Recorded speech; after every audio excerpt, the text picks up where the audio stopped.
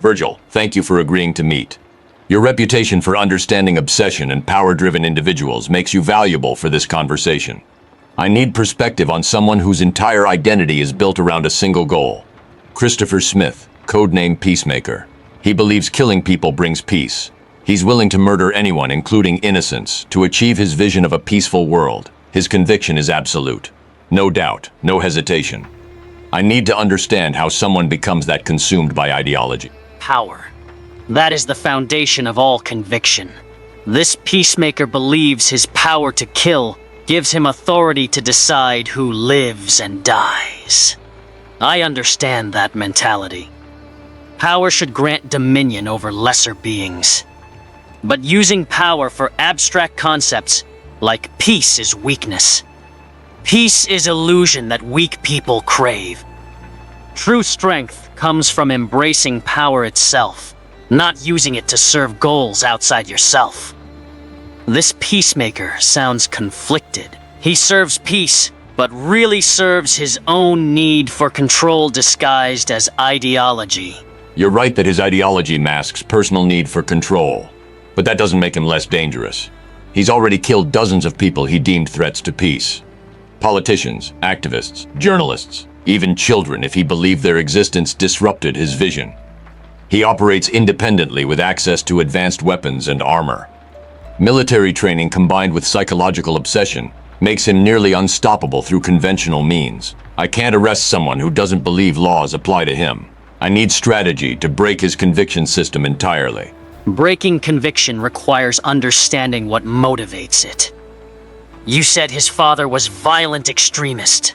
That created the foundation. Peacemaker learned early that violence solves problems. Now he applies that lesson on larger scale. His conviction isn't weakness, it's logical conclusion drawn from childhood trauma. He's consistent in that logic. The only way to break such conviction is to demonstrate it's fundamentally flawed. Show him his violence creates more conflict than peace. But he probably already knows this and doesn't care. Because the violence itself is reward. That's the critical insight. Peacemaker doesn't actually believe killing creates peace. Deep down, he knows it doesn't work. But he continues killing because the act itself satisfies something in him. His father's legacy of violence became his own obsession. He's addicted to the justification more than the outcome.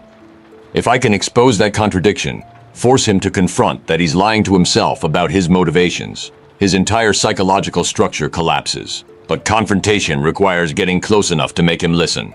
He's not someone who accepts criticism easily. Getting close to someone obsessed with power is dangerous. They see proximity as threat.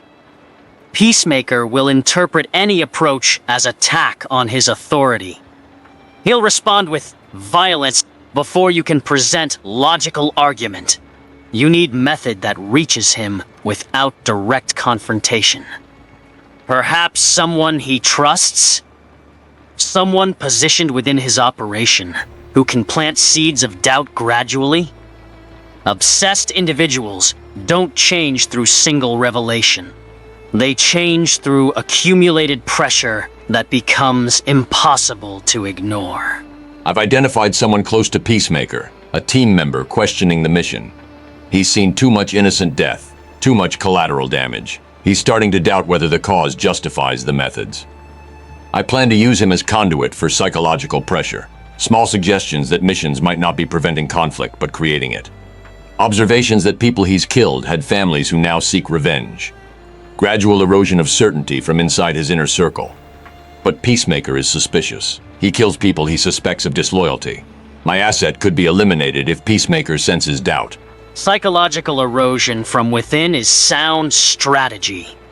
But understand that Peacemaker might accelerate his timeline if he senses instability. Obsessed individuals don't gradually lose conviction. They either maintain absolute certainty, or they break completely and act desperately. If he realizes his team is doubting him, he might execute major operation immediately to prove his conviction is correct. Instead of slow psychological deterioration, you might trigger rapid escalation. Do you have contingency for Peacemaker becoming more violent before becoming less violent? Escalation is calculated risk. If he accelerates operations, we're prepared to intervene militarily. He's skilled, but not superhuman. His armor has vulnerabilities. His weapons can be neutralized. His tactics are predictable, because he operates from same obsessive patterns repeatedly. If psychological approach forces him into desperate action, that desperation creates mistakes. Obsessed individuals can't adapt when their worldview is challenged. They either double down or break. I'm betting on break, but I'm prepared for double down with force response. Let's get Robin's input. Peacemaker's conviction is actually his weakness, not his strength. He can't compromise or negotiate, because compromise would mean admitting his ideology isn't absolute truth.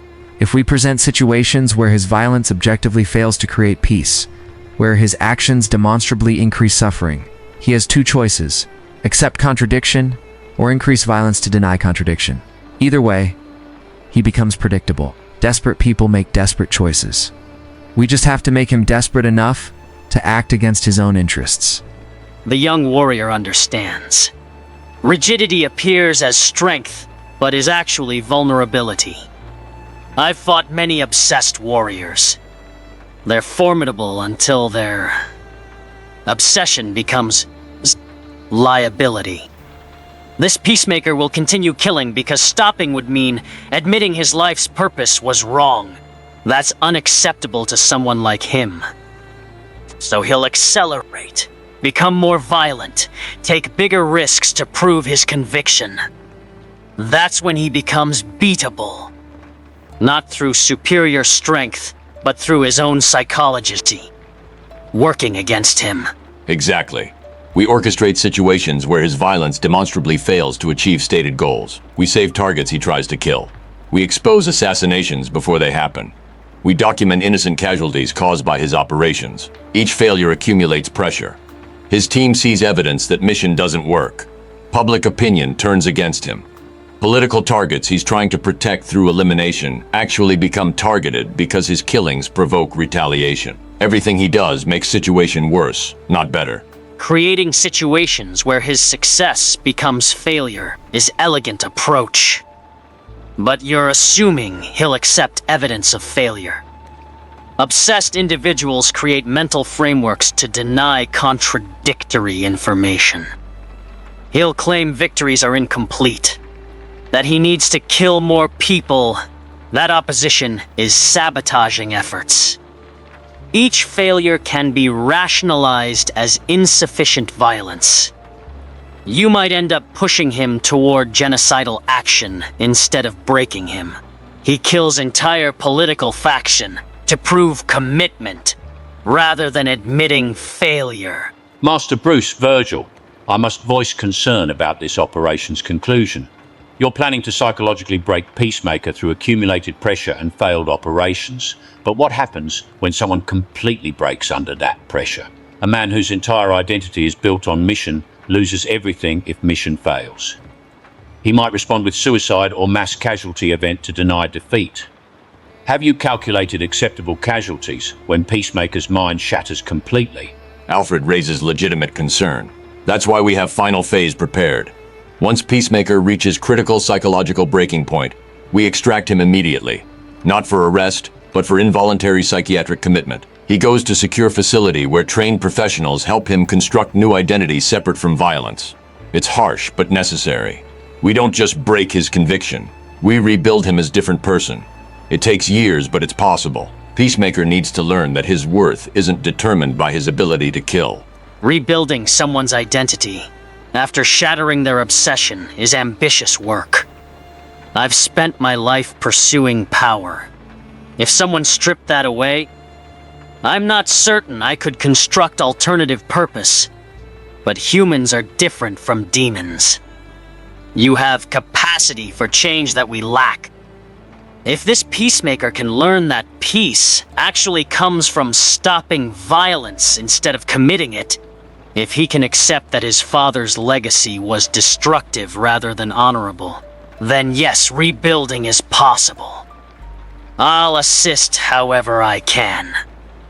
Even someone consumed by obsession deserves opportunity to become something better than their trauma created.